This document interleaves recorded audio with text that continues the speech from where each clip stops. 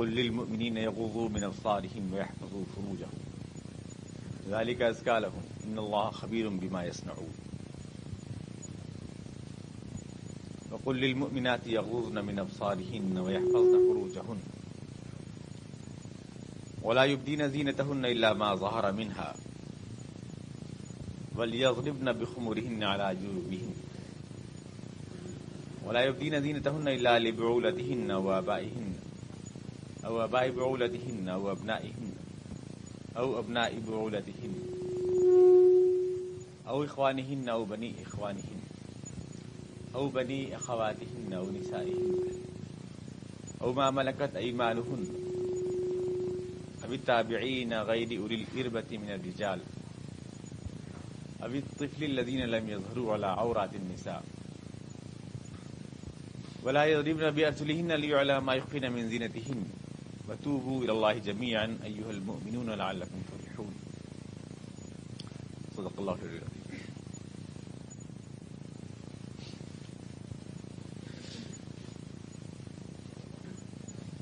ایمان والے مردوں سے آپ کہتے ہیں رسول صلی اللہ علیہ وسلم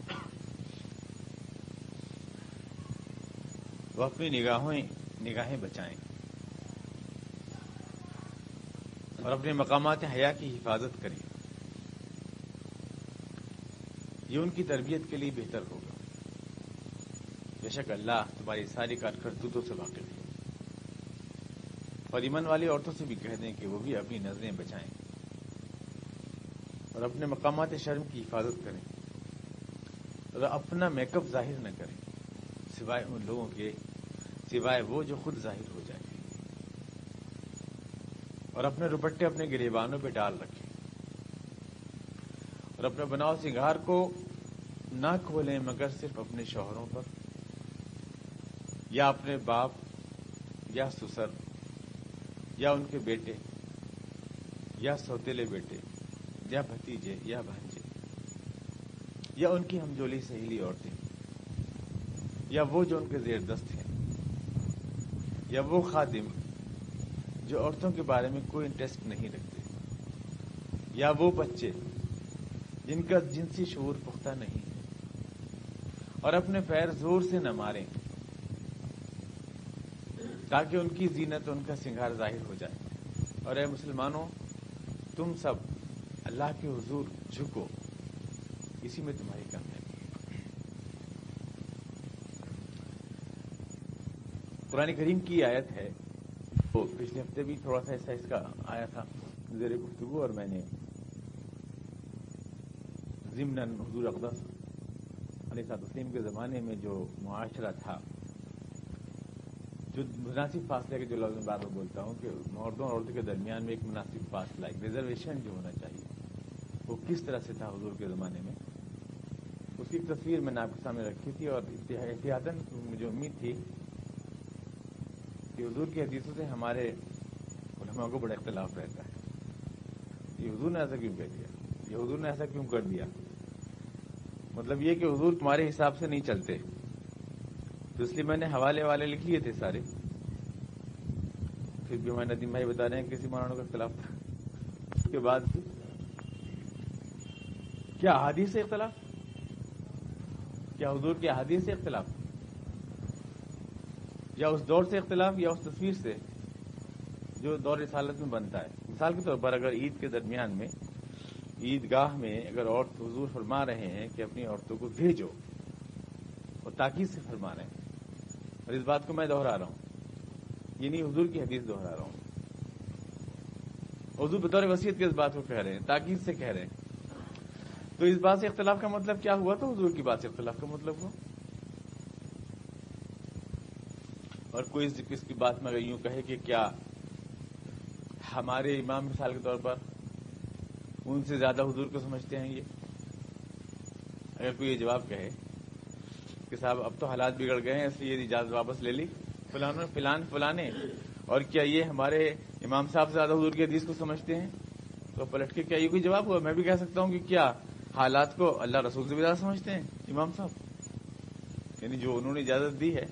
پھر کوئی یہ کہنے لگے یہ دلیل نہیں ہوتی ہے, اس طرح سے نہیں ہوتی ہے, یہ دلائل اس طرح سے نہیں دیے جاتے. بلکہ میں نے خود کہا تھا کہ حدیث جو میں پیش کر رہا ہوں اس پہ میں اپنا تبصرہ اگلے ہفتے کروں گا انشاءاللہ. یعنی جو تجزیہ ہے اور جو چیز ہے اس سلسلے میں وہ تو میں ایز اٹ از پیش کر رہا ہوں. یہ بخاری، ابو داؤد اور مسلم شریف کی حدیث تھیں اور ترمذی کی جو میں نے آپ کے سامنے پیش کی تھی، اور اس میں میں نے بتایا تھا کہ حضور کے دور میں مسجد میں بھی جا رہی ہیں خواتین، تعلیم مجالس میں شرکت کر رہی ہیں، باہر بھی جا رہی ہیں، سامان تجارت بھی کر رہی ہیں اور مارکیٹ کا حساب بھی لکھ رہی ہیں، مہمانوں کا استقبال بھی کر رہی ہیں، فیملی وزٹ میں بھی. اور یہ جو ہے میں نے آپ کو بتایا تھا کہ مختلف جو مثالیں دی تھیں آپ کے سامنے قیام اور یہ جو کچھ بھی دی تھی مطلب احادیث سے دی تھی. اب اس سلسلے میں ہم دیکھتے ہیں، اگر ہم سارے احادیث کو سامنے رکھیں اور قرآن کریم کی تصریحات کو، جیسے میں آپ سے عرض کر چکا ہوں، یہ سورہ نور سورہ احزاب کے بعد نازل ہوئی ہے، اور اس آیت کے نازل ہونے کے ذکر میں خود آتا ہے، یہ ترمذی شریف کی حدیث ہے، ابو داؤد شریف کی بھی حدیث ہے کہ اس آیت کے نازل ہونے کے بعد مسجد نبوی میں جب عورتیں آئیں تو وہ اپنے دوپٹے اپنے گریبانوں پہ ڈالے ہوئی تھیں.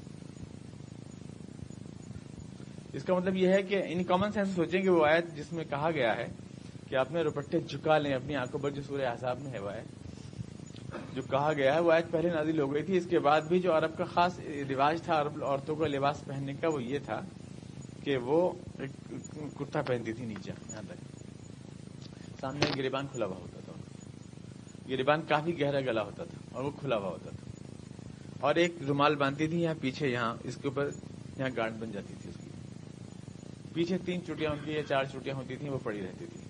اس طرح سے ان کا پورا گریبان کھلا رہتا تھا، پورا گلا پورا گریبان سب کھلا رہتا تھا. تو سورہ احزاب کی جو آیت ہے وہ اس میں یہ حکم دیا گیا کہ وہ تھوڑا سا اپنا جھکائے رکھیں، پلو یدین علیہن من جلابیبہن. یہ معمول یہ مسلمان عورتوں نے بنا لیا تھا کہ اپنا آنکھوں تک تھوڑا پلو جھکا لیتی تھی، من جلابیبہن تھوڑا سا جھکائے رکھیں تاکہ پہچان ہو جائے کہ شریف عورتیں. ذالک ادنیٰ ان یعرفن فلا یؤذین. اس کے بعد جب یہ صورت نازل ہوئی تو اس میں آتا ہے کہ پھر وہ سب چھپا کے آئیں چادر میں اپنے آپ کو. مسجد نبوی میں جو خواتین آئیں تو اپنے آپ کو چھپا کے آئیں. یہ ابو داؤد شریف کی حدیث ہے. اس کا مطلب یہ ہے کہ اس آیت کے نازل ہونے تک بھی خواتین اس آیت کے نازل ہونے کے بعد بھی صرف آنکھوں پہ چھپاتی تھیں، لیکن پورے جسم کو نہیں چھپاتی تھیں چادر سے. جب یہ آیت نازل ہوئی ہے تو انہوں نے اپنے آپ کو چادر سے چھپایا. یہ سن 6 کا بات، یعنی حضور اقدس صلی اللہ علیہ وسلم کی وفات سے تقریباً 4 سال پہلے کی بات ہے جب یہ آیت نازل ہوئی. تو اس میں ساری جو حالات ہیں اس پہ ہم غور کرتے ہیں ساری چیزوں میں تو ایسا اندازہ ہوتا ہے کہ کچھ چیزیں تو ایسی ہیں اس میں جو خود حضور اقدس علیہ تسلیم کا استثناء ہے بحیثیت رسول کی. کچھ چیزیں ایسی ہیں اور کچھ چیزیں ایسی ہیں اس میں جس میں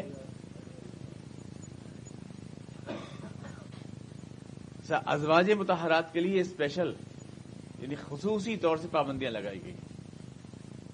ازواج مطہرات جو تھیں حضور اقدس کی ہماری مائیں حضور اقدس کی بیویاں ان کے لیے سخت پابندیاں کی گئی تھیں. شروع میں ایسا تھا کہ ازواج مطہرات کے ساتھ عام مسلمانوں کا خلا ملا رہتا تھا. آپ کو معلوم ہے، آپ سیرت کے بیان میں سن چکے ہیں کہ مسجد نبوی میں جو آنگن تھا اس کے چاروں طرف یہ ازواج مطہرات کے کمرے بنائے گئے تھے. وہ کمرے کھلے ہوئے تھے، اوپن تھے بالکل. آپ کو بتایا بھی تھا، میں نے لوکیشن بھی بتائی تھی. کھلے ہوئے کمرے تھے وہ، اور اس میں ازواج مطہرات رہتی تھی. صحابہ کرام بے تکلف جیسے اپنی ماؤں سے بچے بات کرتے ہیں ویسے ازواج مطہرات سے بات کرتے تھے.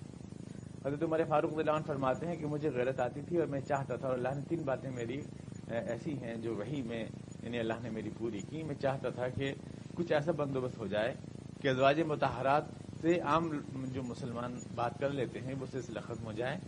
تو اللہ نے آیت نازل کی، ازواج مطہرات کو حکم دیا گیا کہ وہ یہ ورائے حجاب رہیں. پھر پردے ڈال دیے گئے، آڑ کر دی گئی، اور اس طرح سے وہ گفتگو نہیں، وہ عام جو تھا وہ ازواج مطہرات کے لیے خصوصی احکامات آ گئے. یا انسان نبی لستن کاحد من النساء، اے نبی کی بیویوں تم اور عورتوں کی طرح نہیں، عام مسلمان عورتوں کی طرح نہیں. تو صاف ظاہر ہے کہ عام مسلمان عورتوں سے ازواج مطہرات کا حکم سخت ہے، اور اس میں میات بفاحشۃ منکن بفاحشۃ مبینۃ یؤتی بها اللہ تعالیٰ جو ہے تم میں سے کوئی بھی اگر یہ کہ بے حیائی کا کوئی کام کرے گی تو اللہ نے فرمایا کہ تو اسے دگنا عذاب دیا جائے گا. یہ گویا اگر ان کا عذاب بھی دگنا ہے اور ان کا ثواب بھی دگنا ہے عام عورتوں کے مقابلے. تو کچھ چیزیں تو ایسی ہیں جو ازواج مطہرات کے لیے ہیں، جو خصوصی پابندیاں ہیں، اور کچھ ایسے الاؤنسز ہیں جو اللہ کے رسول کے لیے ہیں جن کی عام اجازت نہیں دی جا سکتی بحیثیت رسول کے، ان تمام احادیث میں۔ اور جو پورا ایک سمجھ میں آتا ہے وہ یہ کہ اصل میں پردے کے 4 اسٹیجز ہیں، یہ ہر جگہ ایک ہی پردہ لاگو نہیں ہوتا، اختلاف ہو سکتا ہے، ہر آدمی ہر ایک رائے پیش کرتا ہے، قرآن سنت کو سامنے رکھ کر رسول کے ساتھ اختلاف کر سکتا ہے، اس کو گمراہی نہیں کہنا چاہیے۔ گمراہی کا لفظ جو ہے بہت سخت لفظ ہوتا ہے۔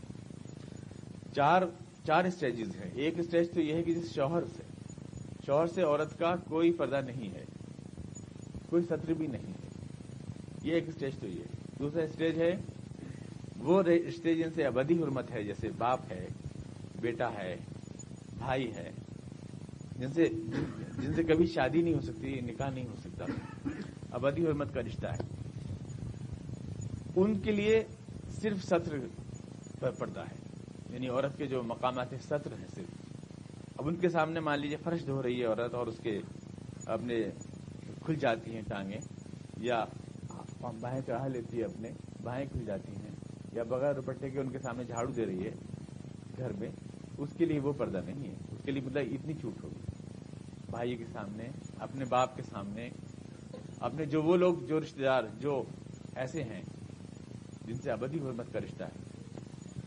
تیسرے قسم کے وہ رشتے دار ہوتے ہیں جو جن سے ابدی حرمت کا رشتہ تو نہیں ہوتا، لیکن گھر میں آنا جانا ہوتا ہے، رشتے دار ہوتے ہیں، نکاح ہو سکتا ہے ان سے، لیکن رشتے دار قریبی ہیں، گھر میں آتے ہیں جاتے ہیں، ان سے رشتے کی ان سے جو پردے کی وہ ہے تو یہ ہے کہ ان کے سامنے ٹانگیں پنڈلیاں نہیں کھلیں گی، ان کے سامنے ہاتھ نہیں کھلیں گے۔ ان کے لیے پھر یہ ہے کہ چہرہ اور ہتھیلیاں ان کے سامنے کھل جائیں، یہ ان کے لیے عید پردے کی تیسرا اسٹیج ہے۔ اور چوتھا اسٹیج یہ ہے کہ عورت سڑک پر جا رہی ہے، بازار میں مارکیٹ میں جا رہی ہے، غیروں کا بھی سامنا ہے، تو وہاں پر ظاہر اسلام نے بہتر یہی سمجھا کہ عورت اپنے آپ کو چھپائے رکھے، لپیٹے رکھے، اپنی زینت کو، اپنے بناؤ شنگار کو غیروں کی نگاہوں سے پوشیدہ رکھے۔ اسلام، لیکن یہ صرف ایک اسلام کی نظر میں یہ صرف ایک عورت کے لیے تربیتی مشورہ ہے، یہ قانون نہیں ہے۔ یعنی اگر کسی ضرورت کے تحت عورت کو ہاتھ یا چہرہ کھولنا پڑ جاتا ہے تو ایسی کوئی باؤنڈیشن ہم کو حدیث میں یا قرآن میں نہیں مل رہی ہے کہ وہ نہیں کر سکتی ہے۔ نہیں، بہتر تو یہی ہے کہ وہ ایسا ہی کرے۔ ازواج مطہرات جو ہماری مائیں ہیں وہی ہمارے لیے نمونہ ہے، وہی ہمارے لیے مثال ہے ہماری عورتوں کے لیے، اور وہی گھر آنگن میں وہی ماحول جو حضور کے گھر آنگن کا ماحول تھا وہ ہمارے گھر آنگن میں آنا چاہیے۔ ایک یہ اسٹینڈرڈ مثال جو ہے وہ تو وہی ہے، لیکن ایک عام زندگی میں عام عورتوں کے لیے، چونکہ قرآن نے کہہ دیا کہ عام عورتوں کے لیے وہ سختی نہیں ہے جو ازواج مطہرات کے لیے تھی، اس لیے عام عورت اگر سڑک پر جا رہی ہے اور عام عورت جو ہے اگر اس کے چہرہ کھل جاتا ہے یا ہاتھ کھل جاتا ہے کسی کام میں تو اس کو حرام اور ناجائز نہیں کہہ سکتے، یہ کہہ سکتے ہیں کہ پسندیدہ نہیں ہے، یہ کہہ سکتے ہیں کہ اس کو ایسا نہ کرنا چاہیے، لیکن یہ اس نے حرام کام کیا ہے۔ اس لیے کہ میں نے آپ کو بتایا کہ حضور علیہ وسلم کے زمانے میں دیکھیے عورتیں جو ہیں جا رہی ہیں، سامنے ہیں، خود حضور جب فضیل ابن عباس کا چہرہ حضور نے موڑا تو ظاہر عورت کے حضور کے سامنے تو ہے، جب دیکھ رہے ہیں حضور کے بھتیجے اور چہرہ موڑ دیا، خوبصورت عورت تھی، حضرت عباس نے کہا بھی کہ حضور آپ اپنے بھتیجے کا چہرہ کیوں موڑ رہے ہیں؟ تو آپ نے فرمایا کہ یہ لڑکی بھی جوان ہے، یہ لڑکا بھی، مجھے ڈر ہوا کہ کہیں شیطان بیچ میں نہ جائے۔ ماحول تو مارا نا آپ کے سامنے کہ ایسا ہو رہا ہے، چہرے سامنے ہیں، کھلے ہوئے ہیں، اور ظاہر دیہات میں جو ہوتا ہے ممکن بھی نہیں ہے، عورتیں پانی بھر رہی ہیں، عورتیں گھر سے چیزیں لا رہی ہیں، عورتیں گھر کا کام کر رہی ہیں، کھیت پہ کھانا پہنچا رہی ہیں، تو یہ وہ والا شہری پردہ وہ ممکن نہیں ہے جو گھر آنگن میں ہوتا ہے۔ تو اس لیے وہ بدوی ماحول تھا، گاؤں کا ماحول تھا، اس میں ماحول ہمیں ملتا ہے، احادیث میں وہی ماحول ہے، لیکن وہ اسلام کا مثالی معاشرہ نہیں ہے۔ اسلام کا مثالی معاشرہ وہی ہے جو ازواج مطہرات کا ہے، یعنی جو حضور کی بیویوں کا ہے، جس میں اگر کوئی عورت اپنا چہرہ چھپانے کی کوشش کرتی ہے تو وہ پسندیدہ عمل ہے، ناپسندیدہ عمل نہیں ہے۔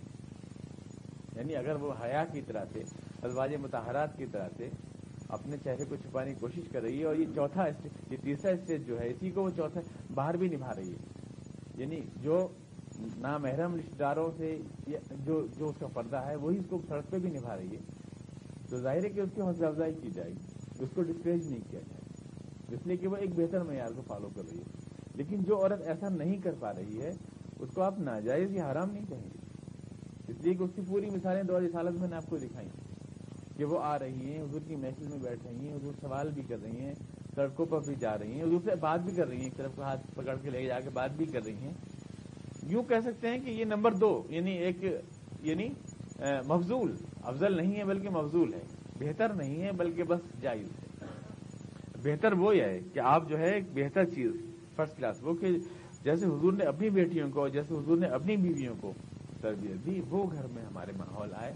ہر آدمی بھی ایک بہتر ماڈل کو اور سپر ماڈل کو اپناتا ہے, بہتر ہی معیار کو اپناتا ہے, اس کو اپنانا ظاہر ہے اسلام کی نظر میں یہ بہتر ہے. تو اصل جو پوزیشن سامنے آتی ہے ان حدیث کو سامنے رکھنے کے بعد وہ یہ آتی ہے پوری کہ اس کو آپ 4 اسٹیجز میں بانٹیے اور ہر حدیث کو اسی جگہ رکھیے جہاں پر بھی, اور اس دائرے میں رہتے ہوئے خواتین کو پوری طرح سے آپ اظہار خیال کا بھی حق دیجیے, رائے ظاہر کرنے کا بھی حق دیجیے, زندگی کی ایکٹیویٹیز میں شامل ہونے کا بھی حق دیجیے. ہم بہت زور سے کہتے ہیں کہ اسلام نے عورت کو یہ حق دیا, اسلام نے عورت کو وہ حق دیا. اسلام نے سب کچھ دیا, آپ نے کیا دیا؟ آپ بھی تو کچھ دیجیے نا. یعنی آپ آج جو ہے مسلم سوسائٹی اس لیے بدنام کی جاتی ہے کہ ہم جو ہے ایکسپلائٹ کرتے ہیں.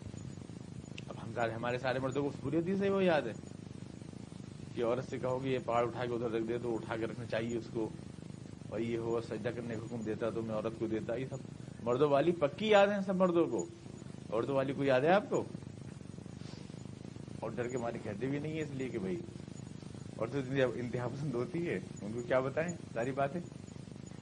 تو یہ حدیث یہ سامنے آتا ہے. اب جو میں نے بات کہی وہ غض بصر کی جو ہمارے ندیم صاحب کہہ رہے ہیں, جی ہاں میں نے عرض کیا ہے کہ غض بصر کے معنی نظریں جھکانے کے نہیں آتے. کہاں عربی لغت موجود ہے, ڈکشنری موجود ہے. نگاہیں جھکانے کی نہیں آتی, اور اس کا کوئی تعلق صرف عورت سے ہی نہیں ہے. نگاہوں کو کنٹرول کرنا, نگاہوں کو بچانا خالی عورت سے تھوڑی, ہر چیز سے, ہر وہ چیز سے جو ہمارے ذہن و دل کو ناپاک کرنے والی ہو. خالی اتنا ہی تھوڑی کہ عورت سے نگاہ بچا لی, بس ہر چیز سے نگاہ بچائیے. اخبار میں گندی تصویر چھپی ہے, نظر بچائیے. رسالے میں میگزین میں گندی تصویر ہے, اسے نظر بچائیے. میگزین پوسٹرز نامحرم لڑکے ہیں, اسے نظر بچائیے. یہ عشق مجازی جو آپ کے ہاں چلتا ہے, باقاعدہ کی تصور سلوک کی منزلیں طے ہوتی ہیں لڑکوں کے ذریعے, ان سے نظر بچائیے. یہ جو آپ پڑھتے ہیں کہ میر کیا سادہ ہے بیمار ہوئے جس کے سبب اسی عطار کے لوٹنے سے دوا لیتے ہیں, اس سے نظر بچائیے. قرآن نظر بچانے کی بات کر رہا ہے. میں یہ کہہ رہا ہوں آپ سے نظر جھکا کے اصل میں, اور اس پہ اگر آپ اعتراض کریں تو اس کا مطلب یہ کہ ہم نظر تو جھکا لیں گے, باقی بچائیں گے نہیں, ہر جگہ دوڑائیں گے. میں اس چیز کو اوائڈ کر رہا ہوں. اسلام نے جو تعلیم دی ہے یہاں پر کہیں بھی حوالہ یہ نہیں کہ اس میں عورت کا ذکر ہو رہا ہے. مسلمان مردوں سے کہیے وہ اپنی نظر بچائیں.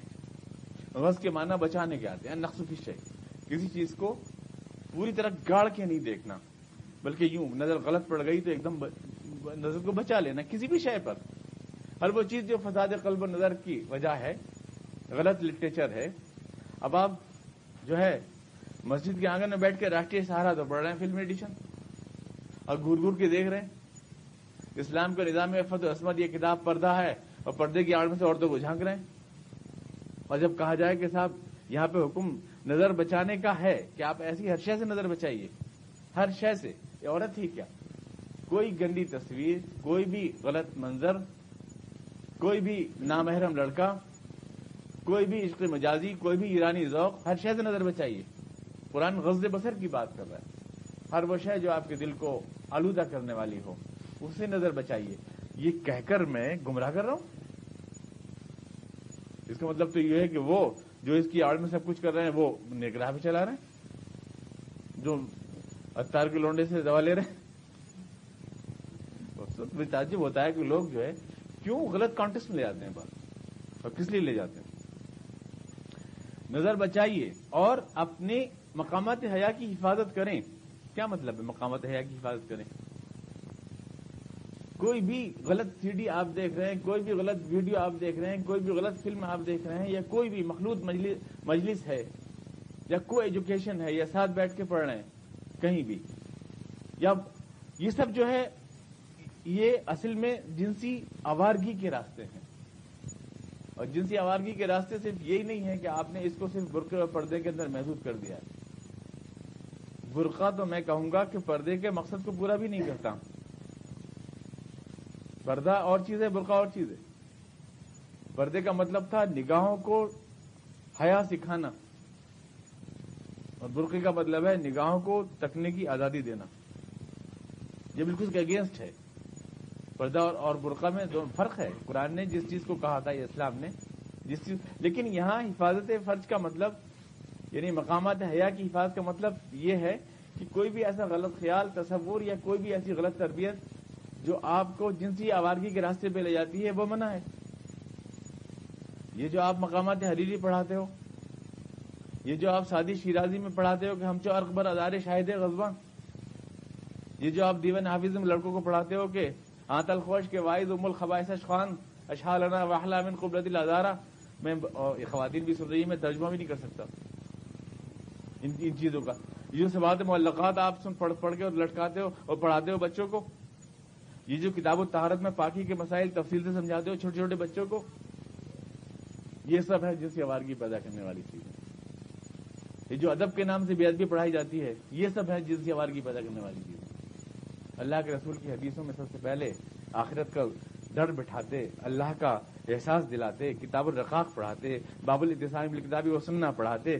آپ لے کے بیٹھ گئے عورتوں کے مخصوص مسائل بچوں کو پڑھانے کے لیے، اور پوری ان کی فزیکل وہ کرنے لگے. آپ اس میں تفصیلات بیان کرنے لگے. مقامات حریری جسے کوئی آدمی پڑھ لے تو بدماش ہو جائے، وہ آپ پڑھانے لگے. آپ کی نجی محفلوں کی گفتگو جنسی گفتگو سے آلودہ ہو گئی. آپ کے یہاں انٹر کنیکشن مدارس کے ماحول میں بھر گیا. آپ کے یہاں جو ہے ایرانی شوق مدرسوں میں جاری ہو گیا. آپ پوچھ رہے ہیں حفظ فرج کیا چیز ہوتی ہے؟ آپ یہ لے کے بیٹھ گئے. ہر وہ شے جو آپ کی نگاہوں کو، آپ کے دل کو آلودہ کرتی ہے، چاہے ادب کے نام سے بے ادبی پڑھانا، چاہے سبات معلقات کے نام سے لوگوں کو دیوانے متنبی پڑھا کے بدماش بنانا، ہر وہ شے، اور جو یعنی حضور اقدس کی ان احادیث کے بجائے ان مسائل کو پڑھانا، شروع ہی میں بچے کے ذہن کو آلودہ کرنا، ہر وہ شے اور اس کی تفصیلات کے ساتھ اور پھر آپ کی نجی گفتگویں جو ان موضوعات پر رہتی ہیں، یہ ساری چیزیں وہ ہیں جن سے نہ آپ کی نگاہیں پاک رہتی ہیں، نہ آپ کا دل پاک رہتا ہے. اور اس کو روک رہا ہے اللہ تعالیٰ. اور اس بات کو کہنا اگر گمراہی ہے تو اس کے اعتراف ہے مجھے کہ میں آپ کو گمراہ کر رہا ہوں. اگر اس بات کا نام گمراہی ہے تو اس کا اعتراف ہے کہ ہاں میں گمراہ کر رہا ہوں. یہ ساری چیزیں جو ہیں اللہ تعالیٰ ان باتوں کو کہہ رہا ہے. میں تو کہوں گا یہ آیت حجاب ہے ہی نہیں. یہ تو خامخواہ تفصیل لے کے بیٹھ جاتے ہیں اس میں کہ چہرے کا پردہ کہ ہاتھ کا پردہ، یہ اس کا ذکر ہی نہیں ہے. پوری آیت میں کہیں اس بات کا ذکر نہیں ہے. یہاں پہ اس چیز کو ٹچ نہیں کیا گیا. یہ نہیں کہہ رہا ہوں پردہ نہیں ہے اسلام میں، اس آیت میں اس چیز کو ٹچ نہیں کیا گیا ہے. اس آیت میں صرف بناؤ سنگار کو ٹچ کیا گیا ہے شروع سے آخر تک. مسلم عورتوں سے کہتے ہیں اپنا بناؤ سنگار ظاہر نہ کریں، نہ دکھائیں مگر ان کو دکھائیں، اور زور سے پیر نہ ماریں، جھاجن پائل کی آواز، یہ سب سنگار بناؤ کی جو چیزیں ہیں ان کو اللہ تعالیٰ نے اس کے اندر پوائنٹ آؤٹ کیا ہے یہاں پر. اور یہاں پہ ایک جنرل بات کہی ہے، ہمارے دل و نگاہ کی پاکیزگی کی بات کہی ہے. نگاہیں بچانا ہے اور دل کو بچانا ہے ہر غلط خیال سے، ہر غلط احساس سے. یہ نگاہ اور دل کی پاکی کا سبق ذالک ازکی لہم. قرآن کہہ رہا ہے یہ تمہارے دل و نظر کی پاکیزگی کے لیے بہتر ہوگا. یہ قانون کی بات نہیں ہے. قانون ہوتا تو حضور سے کہتا ہے اللہ تعالیٰ کہ اے نبی تم یہ ان پہ نافذ کر دو، بغیر مسلمانوں سے کہہ دو ایسا کریں، اس سے ذالک ازکی لہم، اس سے ان کے دل و نظر پاک ہوں گے. یہ تربیت ہے، مسلم معاشرے کی تربیت ہے. عورتوں کو بھی سمجھایا، مردوں کو بھی سمجھایا تاکہ دل و نظر پاکیزہ ہو جائیں. اب میں اس کے فلسفے میں جانا نہیں چاہتا، وہ بات فلسفیانہ درس ہو جاتا ہے کہ کیوں یہ صحیح جو اسلام نے دی ہے، فاصلہ جو صحیح طور سے قائم کیا ہے، یہ کیوں ضروری ہے. زیادہ قریب آنے سے ان دونوں صنفوں کے کیا ہوتا ہے اور زیادہ دور جانے سے کیا ہوتا ہے، اس کے نفسیاتی اسباب کیا ہوتے ہیں، وہ تو ایک مستقل ٹاپک ہے. پھر بھی آپ اشارتاً سمجھ لیں کہ انسان کے اندر جو اللہ تعالیٰ نے لیبیڈو جنسی مادہ جو رکھا ہے، انسان میں جنسی کشش کا جو مادہ رکھا ہے، اس کو اگر آپ بہت زیادہ ہوا دے دیں گے تو آدمی کی ساری صلاحیتیں نفسیات کے ماہرین کہتے ہیں کہ سب اسی میں خرچ ہو جاتی ہیں، پھر آدمی کسی کام کا نہیں رہتا. اور اس کو اگر بالکل بند کر دیں گے، اور اس کو روکنے سے یہ ہوتا ہے جنسی جذبے کو، کہ یہ جنسی جذبے کا ارتفاع ہوتا ہے، یعنی یہ ظاہر ہوتا ہے پھر تمدن کی ترقی میں، ادب میں، فنون میں، ہر شے میں ظاہر ہوتا ہے. پھر یہ جذبہ تمدن ترقی کرتا ہے. اس سے اگر تھوڑا سا اس کو کنٹرول میں لے آؤ، اور اگر بالکل بند کر دو اس جذبے کو، تو آدمی کہاں سے پیدا ہوگا جو تمدن ہوگا. مطلب ایک درمیانی فاصلہ ضروری ہوتا ہے. نہ تو پوری طرح عادات چھوڑنا ہے، ورنہ تو ساری صلاحیتیں اسی میں چلی آئیں گی آدمی کی، نہ پوری طرح بند کرنا ہے، ورنہ کوئی تمدن ہی نہ ہوگا، اس کی ترقی ہو. ایک صحیح فاصلہ جو اسلام دے رہا ہے، جس کو کسی اور کبھی درس میں آپ کے سامنے میں ایکسپلین کروں گا. تو اللہ تعالیٰ جو یہاں پر لفظ بول رہا ہے نا، اس کو میں اصرار سے کہوں گا کہ اس کو صرف پردے کے کانسیپٹ میں نہ دیکھیں آپ، یا پردے کے کانٹیکسٹ میں نہ دیکھیں اس کو. یہ تو ایک جنرل بات اللہ تعالیٰ کہہ رہا ہے، اپنی نگاہ و دل کو پاک رکھنا ہے تاکہ تمہارا دل پاک رہے. اس کو میں بات شعر سناتا ہوں آپ کو. نگاہ پاک ہے تیری تو پاک ہے دل بھی، کہ دل کو حق نے کیا ہے نگاہ کا پیرو. یہ چیز اللہ تعالیٰ سے سمجھانا چاہتا ہے. تربیتی آیات ہیں، اور اس ماحول میں جیسے عائشہ صدیقہ رضی اللہ عنہا پر بہتان لگایا گیا تھا، اس میں اللہ تعالیٰ سمجھا رہا ہے کہ تمہارے لیے بہتر ہوگا. اور اس کے بعد بھی تم جو ہے نگاہوں کی آڑ میں کیا کرتے ہو؟ بظاہر اوپر سے جو ہے تقدس کا نقاب چڑھا کر، اور اندر کون سی جنسی آوارگیوں کو تم جنم دیتے ہو. ان اللہ خبیر بما یصنعون، تو اللہ تعالیٰ تمہارے سارے کارگزاریاں خوب دیکھ رہا ہے. اللہ تعالیٰ کو چیٹ نہیں کر سکتے. ان اللہ خبیر بما یصنعون. وقل للمؤمنات یغضضن من ابصارهن، اور یہی مسلم عورتوں سے بھی کہتے ہیں اللہ کے رسول صلی اللہ علیہ وسلم، کہ وہ بھی اپنی نظریں تھوڑا بچائے رکھیں. ٹوٹل یوں نہیں کہ آگے بون کر کے اس پہ ٹیپ چڑھا لیا ہے، تو وہ من تمیز دیا ہے. سم تھنگ من کے معنی آتے ہیں. من یغضضن ابصارهن نہیں ہے، من ابصارهن. اور یہ غض کے معنی میں بجائے کس چیز کو کمی سے کرنا، تھوڑا بچائے رکھیں. میری نظر تو پڑے گی، دیکھ لیں، یہ مطلب تھوڑی میرا یہ تھوڑی کرنا ہوگا کہ دیکھیں. ایک کسی جو ہے انگڑائی لیتی حسینہ کی تصویر اگر کسی اخبار میں بن رہی تو آپ ضرور دیکھیں اس کو، وہ چھٹی نظر سے. یہ نہیں کہہ رہا ہوں، پڑ جائے تو بچا لیں، نظر پڑ جائے تو بچا لیں. ایک صاحب نے اس کا ترجمہ کیا کہ میں یوں کہہ رہا ہوں وہ چٹکی میں نظر ڈالیں. یہ نہیں کہہ رہا ہوں، پڑ جائے تو بچا لیں. تو آپ کو زبان و بیان کی سمجھ بہت ضروری ہوتی ہے، ورنہ بات گڑبڑ ہو جاتی ہے. کچھ لوگ ہیں جو ظاہر الفاظ کو دیکھتے ہیں حدیث و قرآن کے. وہ ایک صاحب تھے نابینا عالم، وہ ایک صاحب تھے، وہ حدیث آئی کہ وہ حدیث حضور نے بڑے مہذب انداز میں فرمائی نا ساری باتیں. اب حضور کے اشارے کو تو بھی سمجھنا ہے، الفاظ کو بھی تو سمجھنا ہے. آدمی میں الفاظ کی سمجھ نہ ہو تو آدمی گمراہ ہو جائے. وہ حدیث ہے کہ حضور نے ارشاد فرمایا کہ کوئی آدمی اپنا پانی دوسرے کے کھیت میں نہ ڈالے. ایک بڑا لطیف اشارہ ہے. مطلب یہ کہ حضور نے شائستہ انداز میں بات کہی ہے، کیونکہ آدمی اپنا پانی دوسرے کھیت میں نہ ڈالے. ایک صاحب یہ ہوا کہ برابر میں کھیت تھا، اس بیچارہ کھیت سوکھا جا رہا تھا. انہوں نے کہا پانی دے دیجیے. مجھے اپنا پانی کھیت میں دوسرے کھیت میں ڈال. اور وہ سمجھے نہیں کہ شائستہ الفاظ کا منشا کیا ہوتا ہے. خالی ظاہر الفاظ کو دیکھ کر اس پہ اعتراض کرنا شروع کر دیتے ہیں. اسلام جو ہے اصل میں ایک مکمل نظام ہے زندگی کا، اور اس میں سب کچھ ہے. قرآن میں ہمارا دعویٰ ہے، سب کچھ سمجھایا ہے قرآن میں. قرآن میں سب کچھ ہے، اس کا مطلب کیا ہے؟ قرآن میں سب کچھ ہے کا مطلب بھی لوگ غلط دیتے ہیں. قرآن میں سب کچھ ہے کا مطلب یہ نہیں ہے کہ قرآن میں جواری جاری نوز کا نسخہ بھی ہے یا اس میں ایٹم بم کا فارمولہ بھی ہے. ایسا کچھ نہیں، یہ مطلب نہیں ہے قرآن میں سب کچھ ہے. بہت لوگ زبردستی نکالتے ہیں اس کو قرآن میں حاشے. وہ ہمارے ایک صاحبہ آئی تھی، تقریر فرما رہی تھی، کہہ رہی تھی انگریزی کا بڑا زور ہے. قرآن میں خود انگریزی ہے. قرآن میں کہاں انگریزی ہے؟ کفوا احد نہیں ہے قرآن میں. ون مانی ایک، اللہ ایک ہے. قرآن میں انگریزی ہے، ولم یقل لہ کفوا احد. تو ایسے زبردستی نکال دو آپ سب کچھ. قرآن میں تو نکل آئے گا ایسے تو زبردستی. قرآن میں وہ سب کچھ ہے جو انسان کی ہدایت کے لیے ضروری ہے. یہ مطلب ہے انسان کو صحیح راہ پہ چلانے کے لیے اور معاشرے کی صحیح تربیت کے لیے جو ضروری ہے وہ اللہ نے سب کچھ قرآن میں دے دیا ہے. ہدن ہدایت کامل ہے. یہ ہدایت کے اعتبار سے اس میں سب کچھ. تو قرآن نے ہمیں جو اصول دیے ہیں زندگی گزارنے کے لیے ہدایت ہیں، یہ جس میں سب کچھ ہمیں مل جائے گا.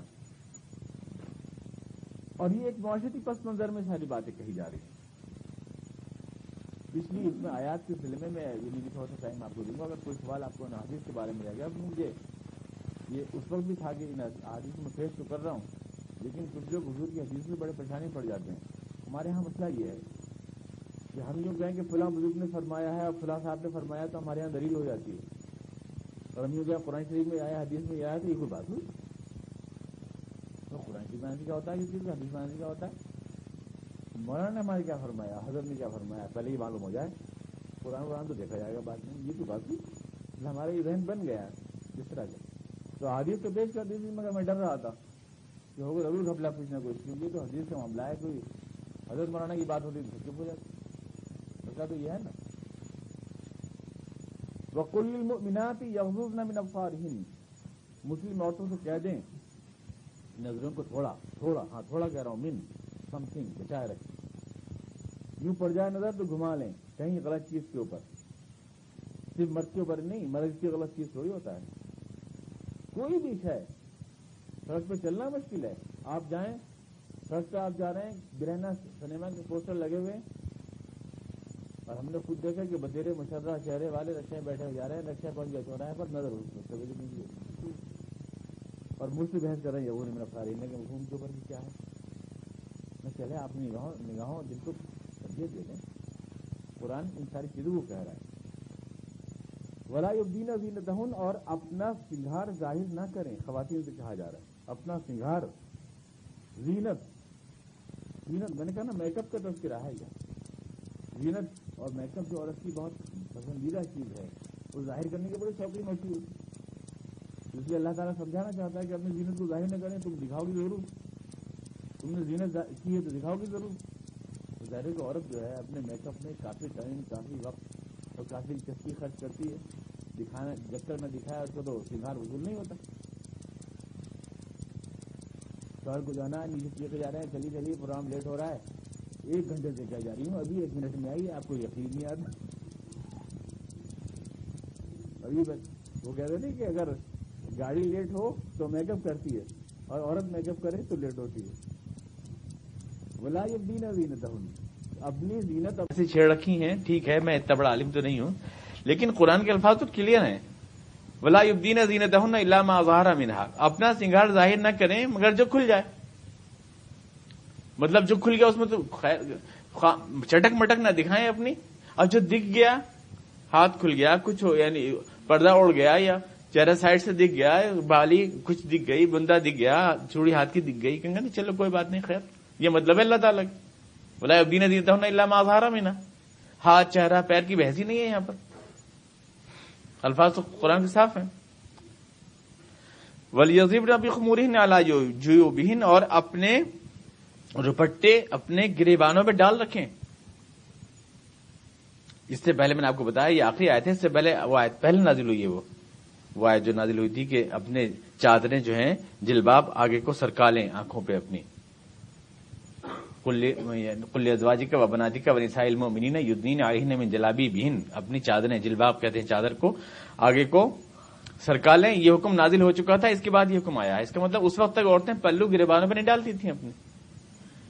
یہ سن 6 کی بات ہے، اس وقت نہیں ڈالتی تھیں. وہ تھا وہی لباس تھا مسلم عورتوں کا بھی، کہ پیچھے کو مطلب یہ جو ایک رومال سا بندھا ہوا یہاں، اور یہاں بال گانٹ بندھی ہوئی، یہاں پیچھے چوٹیاں ہوتی تھی 2-3، اور گریبان کھلا ہوتا تھا. پھر اس کے بعد ابو داؤد شریف کی حدیث ہے کہ مسجد نبوی میں خواتین آئیں تو اپنے کو ڈھک کر آئیں، اور کوئی انصاری عورت ایسی نہ تھی جس نے اس آیت کے نازل ہونے کے بعد فوراً اپنا دوپٹہ تبدیل نہ کیا. اپنا موٹا سا دوپٹہ نہ ڈھونڈا ہو کوئی، وہ کپڑوں میں سے موٹا سا چھانٹا انہوں نے، اور اس کو جو ہے انہوں نے ڈھک کر کے آئیں مسجد نبوی میں. لیکن آئیں مسجد میں تو آئیں. وَلَا يَضْرِبْنَ بِخُمُورِهِنَّ عَلَىٰ جُيُوبِهِنَّ، اپنے گریبان. اب مسئلہ تو یہی ہے نا کہ اوپر طرف ہم نے اپنا سنگھار نہ دکھائیں، اپنی زینت نہ دکھائیں. زینت میں سب کچھ ہے. بڑی مشکل سے جو گلا کھاڑا ہے وہ بھی تو زینت میں ہے نا، جمپر کا. اب اسے ڈھک لیا گریبان ڈال کے دوپٹے سے تو بڑی پریشانی. کیا کریں، گلا بھی دکھانا ہے کسی ترکیب سے تو وہ کتنی گرمی ہے. کبھی دوپٹہ ادھر جا رہا ہے، کبھی دوپٹہ ادھر، گلا تو دکھانا، گلا بھی دکھانا. کیا کرنا، مجبوری ہے. وہ ہے نہیں کہ وہ گھڑی پہن کے آ گئی تھی کہ میڈم اب گھڑی کیسے دکھائیں، چھپی ہوئی ہے اس میں کف میں. تو برابر کہہ جانے کہ آج کیا ہو گیا ہے، گھڑی جو ہے مطلب آج جو ہے اتنی گھڑی سست چلنے کی چل رہی ہے، پتہ کیا یہ کو دکھانے کے لیے کوئی تو بہانہ ہو دکھانے کا.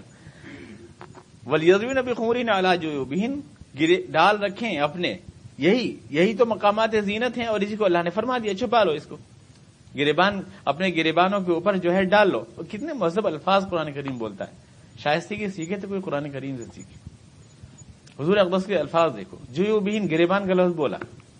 جیب کہتے ہیں وہ جیسے کوئی چیز جس رکھتے ہیں آپ، جیب کہتے ہیں نا اس کو، اپنے گریبانوں پہ ڈال لیں اپنے دوپٹے. وَلَا يُبْدِينَ زِينَتَهُنَّ إِلَّا لِبُعُولَتِهِنَّ وَآبَائِهِنَّ وَآبَاءِ بُعُولَتِهِنَّ، اور اپنی سنگھار کو، بناؤ سنگھار کو ظاہر نہ کریں مگر اپنے شوہروں پر. یعنی ظاہر ایک تو ہے دکھ جاننا، ایک ہے دکھانا، بس یہی تو ہے. ہمارے ہاں چھپ چھپ کے دیکھنا اور دیکھ دیکھ کے چھپنا، یہ اس کا نام پردہ ہے. کہ چھپ چھپ کے جھانک رہے ہیں دوسرے کو. پردے کا مطلب یہ ہوا کہ برقعے کی چھید میں ساری دنیا کو تک لو، اور کوئی دیکھے تو چھپ جاؤ. بس اڈے پہ جا کے برقعہ پہن لو کہ اپنے شہر کا بس اڈا آ گیا، آپ پہن لو اور بس میں خالی بیٹھ رہو. غیروں سے کیا کرنا ہے؟ اپنوں سے پردہ کرنا ہے. یہ نہیں ہے پردے کا کانسیپٹ اسلام میں. اپنے شوہروں کو دکھائیں بس اپنا سنگھار. اب لے بولے او بہن، یا اپنے باپ یا اپنے سسر یا بیٹے اپنے، یا سوتیلے بیٹے یا بیٹوں کے بیٹے، مطلب اپنا یا بھانجے یا بھتیجے، یا اپنی ہمجولیاں.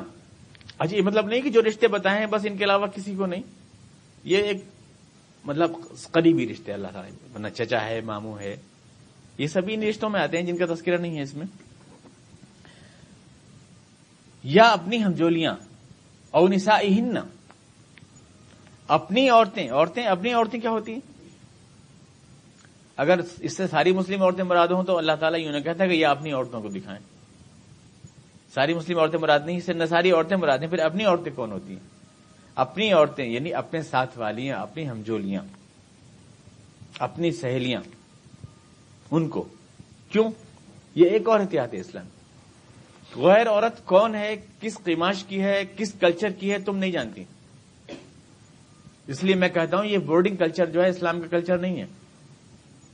آج کل خواتین کی درسگاہیں قائم کرنے کا رواج ہے، چل رہا ہے. جس کو دیکھو مسلم خواتین کی پھر کھائی جا رہی ہے اس کو، لیکن ساتھ میں بورڈنگ بھی بن رہے ہیں. بورڈنگ میں ہر کلچر کی لڑکی آتی ہے، ہر کلچر کی کھلی ہوئی بولڈ لڑکیاں بھی آتی ہیں، بالکل دوسرے ماحول کی پلی ہوئی بھی آتی ہیں، گھر کی کونے کی پلی ہوئی لڑکیاں بھی آتی ہیں. ایک ساتھ مل کر مکس اپ ہو کر ایک مخلوط کلچر جو وجود میں آتا ہے نا، وہ اسلام کا کلچر نہیں ہوتا. وہ بہت زیادہ غلط تصورات، غلط عادات بھی آ جاتی ہیں دوسروں سے. قرآن نے شرط لگائی ہے صرف انہی عورتوں کے سامنے جو تمہاری اپنی جانی پہچانی ہے، جن کی عادات و اطوار جانے پہچانے ہیں، جو تمہیں غلط راہ پہ نہیں لے جا سکتی، جو تمہاری تربیت تمہارے اس کو بگاڑ نہیں سکتی.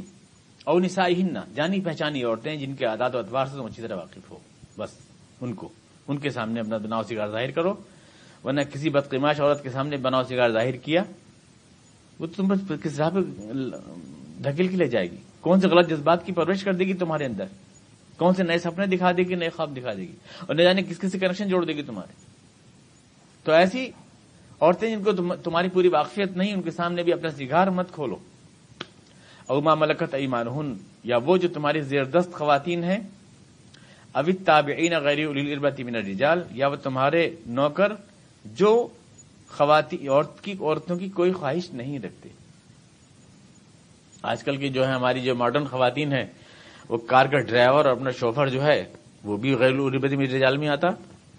وہ کہتی ہیں یہ تو اللہ میں نے اجازت دی خادموں کے سامنے آنے کی، لیکن یہ والے خادم تھوڑی مراد ہیں الٹرا ماڈرن ایک دم، یہ والے مراد نہیں ہیں.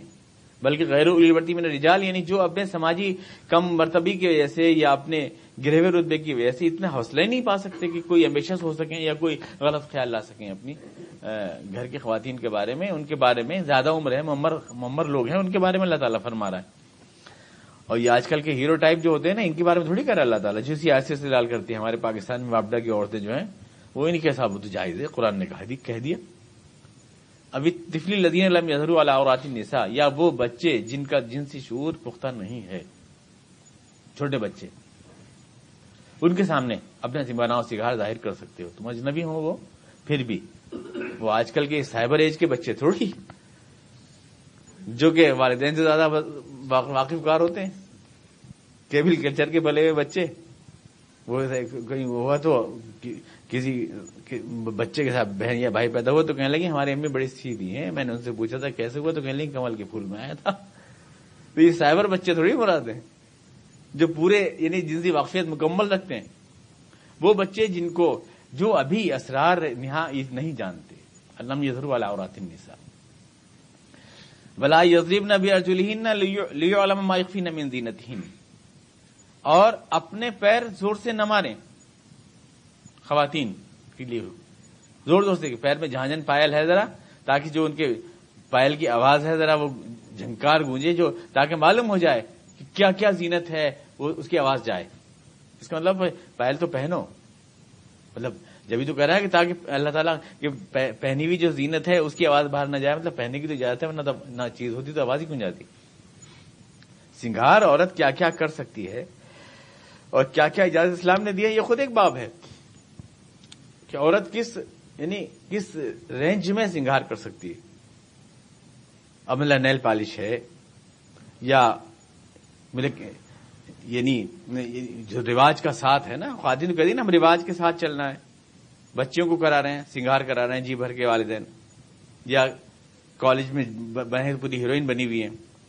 اور دلیلیں کتنی دلچسپ ہوتی ہیں کہ صاحب وہ یہ تو گناہ صغیرہ ہے. کچھ تو یہ کہتے ہیں گناہ صغیرہ ہے. کیا ہو گیا چھوٹا سا گناہ ہے اللہ میں معاف کر دے گا بڑا رحیم غفور الرحیم ہے. اچھا آپ نے کتنی نگاہوں کو آلودہ کیا. کتنے لوگ غلط راہ پر گئے. پتہ نہیں کتنے بڑے بڑے گناہوں میں ملوث ہوئے. ان سب کو گناہ کس کے اکاؤنٹ میں جائے گا. کتنے لوگوں نے آپ کے جسم کو آپ کی نظروں سے ٹٹولا. وہ سب گناہ کس کی نظر میں جائے گا. وہ صغیرہ ضرور ہوگا لیکن اتنے بہت سے صغیرہ مل کے کتنا بڑا کبیرہ بن جائے گا. یہ نہیں سوچا آپ نے. کہنے لگے صاحب ایک صاحب کہنے لگے صاحب وہ تو رواج ہے. رواج کا ساتھ ہے صاحب. مطلب رواج یہ چل رہا ہے. ساتھ والی ناراض ہو جائیں گی. وہ فساق و فجار وہ لڑکیاں جو اپنی عزت کو سارے بازار رسوا کر رہی ہیں وہ ناراض نہ ہو جائیں چاہے اللہ تعالیٰ ناراض ہو جائے. یعنی یہ دلیل دیکھیں کتنی عمدہ ہے کہ وہ ناراض ہو جائیں گے. رواج کا ساتھ. یا صاحب اتنی گرمی میں ہم سے دوپٹہ نہیں اڑا جاتا. بڑی گرمی لگ رہی. لیکن وہ جو اس رواج میں جن کا رواج کا حوالہ دیا جاتا ہے وہ تو اتنی سردی میں ننگی گھوم رہی ہیں. انہیں تو بالکل بھی خیال نہیں آتا اس فیشن کے نام کے اوپر. ان سے گرمی میں دوپٹہ نہیں اڑا جا رہا. وہ سردی میں سارے کپڑے ادارے پھینک رہی ہیں. انہیں کوئی اعتراض نہیں. ہماری بیٹی کو رشتہ نہیں آئے گا صاحب اگر ہم اتنا میک اپ نہیں کرائیں گے. اگر یہ ہاتھوں کو لہو لہان نہیں کریں گے ناخنوں کو اور ہونٹوں کو خون میں شرابور نہیں کریں گے اور آنکھوں میں تیر تکے نہیں کھینچیں گے اور بندر کی طرح نیلی نہیں کریں گے تو رشتہ نہیں آئے گا اس کا. اچھا اگر رشتہ مل بھی گیا آپ کو ساری حرکتوں کے بعد تو وہ لڑکا جس نے صرف جسم دیکھ کر ایک رشتہ وفا کو شروع کیا ہے زندگی میں سنجیدہ رہ پائے گا. وہ جس آدمی کی نظر میں معیار صرف یہ ہو کہ اس کو ایک گڑیا مل جائے پلاسٹک کی. یہ رشتہ جو محض ایک وقتی آزمائش کی بنا پر بنا ہے 4-6 مہینے ساتھ دے جائے گا زندگی بھر ساتھ نہیں دے پائے گا. جس نے جو ہے مان لیے کسی فوکس میں بل کا فوکس ہے محترمہ کھڑی ہیں لائٹ آ رہی ہے باہر سے دھوپ آ رہی ہے چہرہ چمک رہا ہے واہ کیا کہنا. انہوں نے پسند کر لیا 2 منٹ میں. اب گئی وہ کسی اندھیرے کمرے میں ایک دم کالی بلی لگنے لگی. ارے میں نے کیا میں بڑی مسٹیک ہو گئی. غلط فوکس صحیح فوکس سے فوٹو کھینچا ہوا تھا پسند کر لیا. فوٹوگرافر کا کمال تھا. دیکھا تو فوٹو میں دور دور کا واسطہ نہیں ہے. تو رشتہ کیسے چل جائے گا. وہ رشتہ جو صرف جسم کو دیکھ کے قائم کیا گیا ہو وہ جسم کی کشش ختم ہوتی ختم ہو جائے گا. لیکن یہ رشتہ زندگی بھر کا رشتہ ہے. اس کے لیے اندر کے محاسن کی پہچان ضروری ہے. اور جس آدمی نے اپنی بیٹی کو چاندی کے ورق لگا کر سپریٹی کی برفی کے اوپر اور باہر بازار بیچنے کی کوشش کی ہے وہ تو جب منہ میں جا کر خود ہی آدمی خود ہی میں وہ ہو جائے گا. ایسے تھوڑی بکتا ہے. سڑے گوشت کو جو ہے آپ بیچ لو خوشبو لگا کے تھوڑی بک جائے گا. ایسے یہ معیار نہیں ہے اس کا کہ اس طرح سے ہماری بیٹی کو رشتہ مل جائے گا یا ہم جولیاں مذاق اڑائیں گی. اگر ایسا نہیں کرے گی تو مذاق اڑائیں گی تو پھر اللہ تعالیٰ کے ہاں وہ ہے نا کہ قانون الذین آمنوا یضحکون. آج جن کا مذاق اڑایا جاتا ہے قیامت میں وہ ان کا مذاق اڑائیں گے. اس میں ہمارے سامنے تو بنیادی چیز اللہ اور رسول کا فرمان ہے. یہ ہم سے ناراض نہ ہو. سوسائٹی کو تو ہم اپنے اصولوں کے مطابق بنائیں گے، اس کی تربیت کریں گے اپنے اصولوں کے مطابق. یہ تھوڑی کہ اس کے بنائے ہوئے ٹریک پہ چلیں گے. ہم اپنے اصول دنیا کو نہیں دیں گے تو بے شک ہمیں دنیا کے بنائے ہوئے اصولوں پہ چلنا پڑے گا. ولا یبدین زینتہن، قرآن نے کہا کہ لیعلم ما یخفین من زینتہن، اور پیر زور سے نہ ماریں. میں عرض کر رہا تھا کہ ہیں سنگار کی حدود جو اسلام نے دی ہیں، وہ حدود ہیں. مثال کے طور پر کوئی واقعی ہے، حضور نے منع فرمایا آپ سے دانت گھس کے جو خوبصورت بنائے، واشمہ یا واصلہ، اس کو حضور نے منع فرمایا. یا جو وگ لگائے اپنے، ہیں تو گنجی بٹیر لیکن بنی پھر رہی ہیں پری چہرہ، پلاسٹک کے بال لگا رکھے ہیں، دوسرے کو بیوقوف بنانے کے لیے 2-4 دن کام چل جائے گا. جب وگ اترے گی تو لعنت بھیج دے گا شوہر ان کا. کیا فائدہ ایسا دھوکہ دینے سے؟ تو حضور نے فرمایا دھوکے بازوں میں نام لکھا جائے گا، اس کا دھوکے بازوں میں نام لکھا جائے گا. وگ لگانا منع فرمایا حضور نے. چٹیلا باندھیے، کتنے بھی اس میں تار ہوں، معلوم ہو جاتا ہے نا اس میں کہ یہ چٹیلا ہے اور یہ بال ہے، فرق معلوم ہو جاتا ہے. وہ دھوکہ نہیں، غش نہیں ہے، وہ اس کی اجازت دی اللہ کے رسول نے. لیکن یہ نہیں دی کہ بالکل ہم رنگ بالوں کے ہم رنگ ملا کر کے، اور اب تو ہیئر پلانٹیشن ہوتا ہے باقاعدہ اب تو. یا یہ کہ ناخن ہے، ناخن رنگنا، بال رنگنا، یا چہرے کو پالش کرانا، یہ سب کچھ ہو رہا ہے. شوہر کے لیے بھی جو اجازت ہے اس کی بھی حدود ہے. حضرت عائشہ صدیقہ سے پوچھا کہ عورت نے کہ ہمارے چہرے پر رواں ہے، ہم صاف کر سکتے ہیں اس کو؟ تو فرمایا کہ ہاں، اپنے شوہر کے لیے تم صاف کر سکتی ہے، شوہر کی خوشنودی کے لیے اس کو. یا دانت میں کوئی عیب ہے، ٹیڑھا بیڑا ہے، عجیب و غریب ہے دانت، کسی بھی ڈینسٹی سے سیٹ کرا لیے گئے ہیں، تو یہ تغیر خلق اللہ نہیں ہے، بلکہ یہ ایک طرح سے گویا کہ ایک جسمانی نقص کو دور کرنا ہے. اس تک کی اجازت تو مل سکتی ہے. پالش لگا رہے ہیں آپ ناخنوں میں، اب پالش میں یہ ہے کہ صاحب وضو نہیں ہوگا مثال کے طور پر، تو ایک پورا وہ ہوتا ہے اس کا ایک جسم ہوتا ہے نا اس کا نیل پالش کا، تو اب وضو نہیں ہوگا تو نماز کہاں سے ہوگی اس میں؟ تو وہ ظاہر ہے اس کی اجازت اسلام نہیں دے گا نیل پالش لگانے کی. کوئی اور طریقہ ہو، آپ پلاسٹک کے نیلز لگا کے اسے سیٹ کر لیں، ریموویبل ہوں، تو اس طرح کی یعنی اصول آپ کے سامنے ہونے چاہیے. اسلام کے اصول زیبائش، اور اس اصول کی روشنی میں ہر طرح کی زیبائش کی جا سکتی ہے. لیکن اصول ہے اسلام. اللہ کی خلقت نہیں بدلے گی، تغیر خلق اللہ نہیں کیا جائے گا، اپنے جسم کے اندر کچھ اکھیڑ پچھاڑ نہیں کی جائے گی، مطلب جو اللہ کے بنائے ہوئے جسم ہے اس میں. تو اس دوران میں سنگار نہ صرف جائز ہے بلکہ پسندیدہ ہے. حضور نے فرمایا وہ عورت جنت میں جائے گی اذا رأت سرت، یعنی وہ عورت جس کو اس کا شوہر دیکھے تو خوش ہو جائے. تو ظاہر ہے کہ سنگار اس معنی کر پسندیدہ ہے، لیکن سارے اس کے لیے تھوڑی. وہ شمع محفل نہیں ہے عورت، وہ چراغ خانہ ہے. اپنے گھن آنگن میں روشنی پھیلائیے. پانواڑی کی دکان پہ چراغ، ہر آدمی سگریٹ سلگا رہا ہے یہ تھوڑی. گھر میں جلیے، آپ گھر کا چراغ ہیں، گھر میں آنگن دیجیے. گھر آنگن میں کتنا بھی سنگار کیجیے وہ ثواب ہے، پسندیدہ ہے. کیونکہ میں نے آپ شروع میں کیا تھا کہ اسلام اس گھر کو سیٹ کرنا چاہتا ہے، ایک مسلم گھر کو سیٹ کرنا چاہتا ہے. وَتُوبُوا إِلَى اللَّهِ جَمِيعًا أَيُّهَا الْمُؤْمِنُونَ لَعَلَّكُمْ تُفْلِحُونَ. اور اے مسلمانوں ہر معاملے میں اللہ کی طرف رجوع کرو، ہر معاملے میں زندگی کے. جیسے میں نے کہا ہدایت کامل ہے یہ زندگی کے ہر معاملے میں، اسی میں تمہاری کامیابی ہے. اللہ نے جو اصول دیے زندگی گزارنے کے، جو ضابطے دیے ہیں، تجربہ شاہد ہے اور تاریخ شاہد ہے کہ اسی میں کامیابی ہے. مسلمانوں کی نہیں، سارے انسانوں کی. یہ سارے انسانوں کے لیے ہدایت ہیں اصول. تو معاشرے کی فلاح اور بہبودی ان اصولوں میں ہے. وقت نہیں رہا نا اور اس کی طرف تشریح کرتا. کوئی سوال ہو اگر آپ کے ذہن میں تو کر لیجیے.